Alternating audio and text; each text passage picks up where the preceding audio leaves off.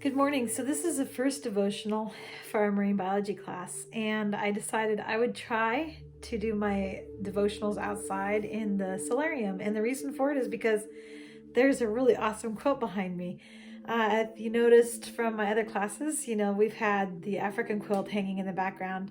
I think of all the other classes, but African quilt doesn't really fit our theme, so I've moved out here. Hopefully I survive the winter time as you see me in a coat and mittens and gloves and a hat doing the devotionals so that the quilt is in the background, unless I could get Curtis to take it inside for me. But anyways, in marine biology, we're going to attempt to classify living things. And we're going to use the taxonomic classification system that Carl Linnaeus came up with. And I love what Carl Linnaeus said. He said, God created, Linnaeus organized.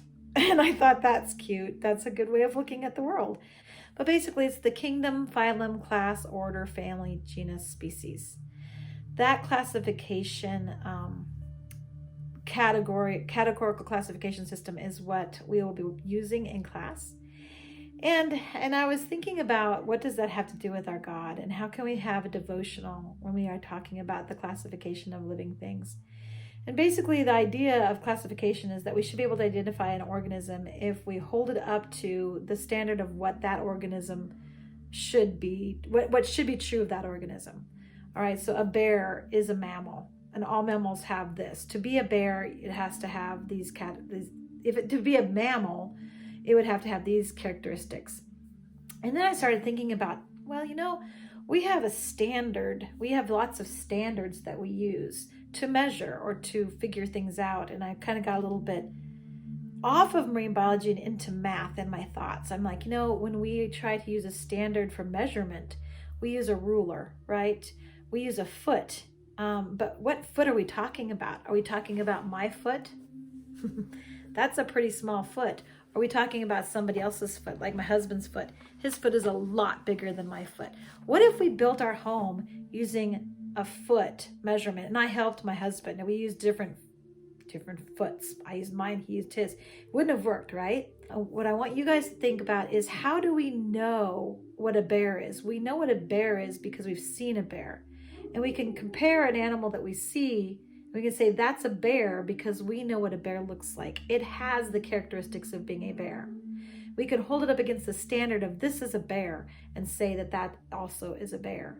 And when we measure things, we can do the same thing with the foot. Whose foot are we going to use? Well, actually, there's one standard foot that exists in a museum of standards. And we could take our ruler to the Standard Museum I think it's in London, and we could measure our ruler and make sure it fits the exact standard that's sitting in that museum. And then we would know for sure that our standard was the correct standard, and we could go build our house with this foot. Now, we don't have to get that specific anymore, but the interesting thing is, if you don't use any standard, you can't do anything that's creative, like make that quilt that's behind me. I'm going to show you some of my mom's quilts. I'm going to show her a little bit of how she makes those quilts and how she uses a standard or standards in order to be able to get those awesome patterns that you're going to see.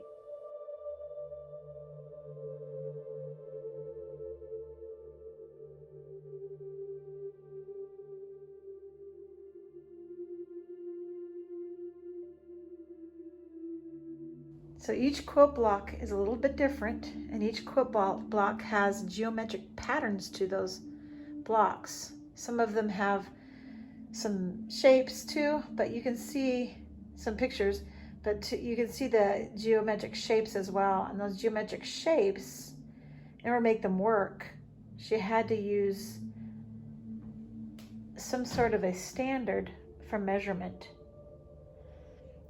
If the standard she used changed over the time while she's building a block, it wouldn't work. And as you can imagine, each of these blocks have to be a specific size in order for it to go together and make a full quilt. And that all needs a standard of measurement as well. Each individual block had to fit to the next block. Each leaf had to fit Each block of leaf had to fit together to even make the leaf look like a leaf. Without a standard of measurement, they would not have looked like leaves. In her workroom where she does her quilts, she has lots of things that help her to get the shapes to turn out correctly. Special measuring tools, special standards of measurement, things that can help, special rulers, even rulers that allow her to do a triangle pattern. Here's one more geometric shape that's unique that can help her to get the blocks to fit the way she wants in special design. Here's a smaller one. And then she has bigger ones. They're a little bit longer. A full rack of standards of measurements. Here's a real ruler. This you guys all recognize. And yes, she does use that sometimes, but all these other special ones she uses as well. Okay, so we talked about the standard with math. We talked about how important that is if we're going to make a quilt or if we're going to make a house. We talked about how we can know a bear is a bear. So here's a question. How do you know if somebody's being wise?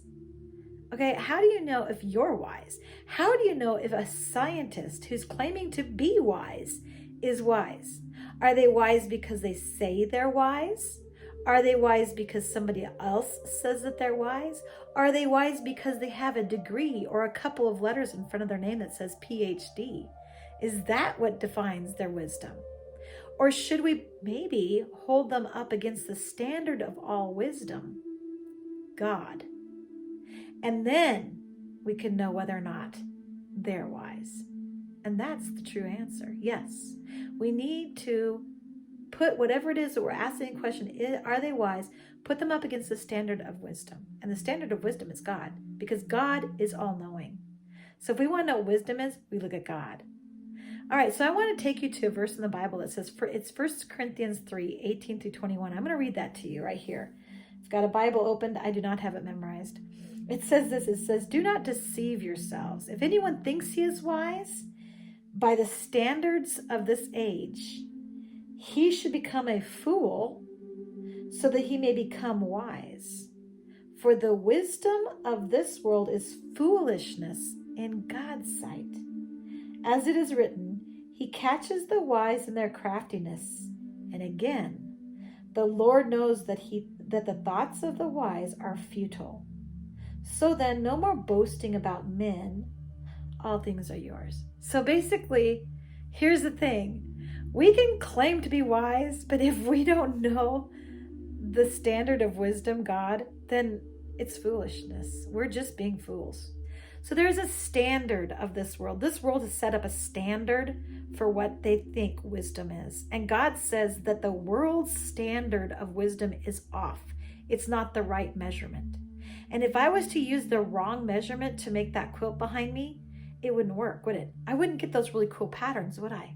I wouldn't be able to have this piece fit with that piece. I have to use the right standard. If I'm using the wrong standard and I try to make a quilt, you're going to call me foolish, aren't you?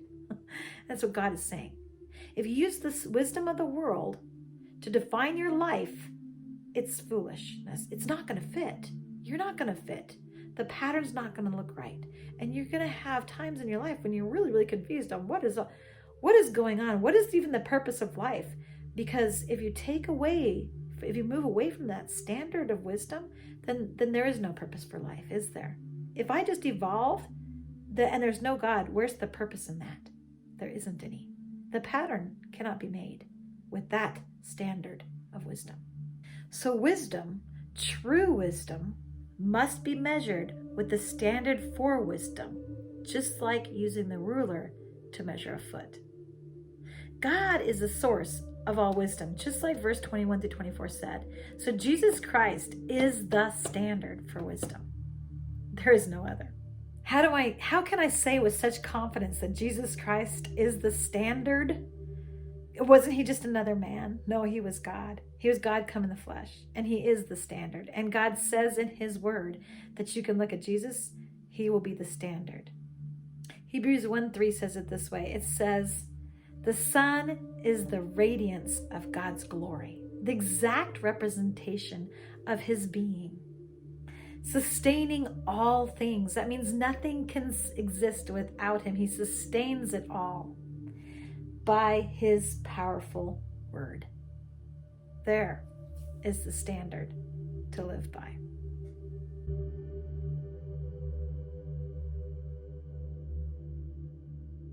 For those of you who take the class Marine Biology for me at my home, you'll recognize this quote block. I would love to have you tell me, where have you seen that quote block? What room in my house has that quote block all over in it?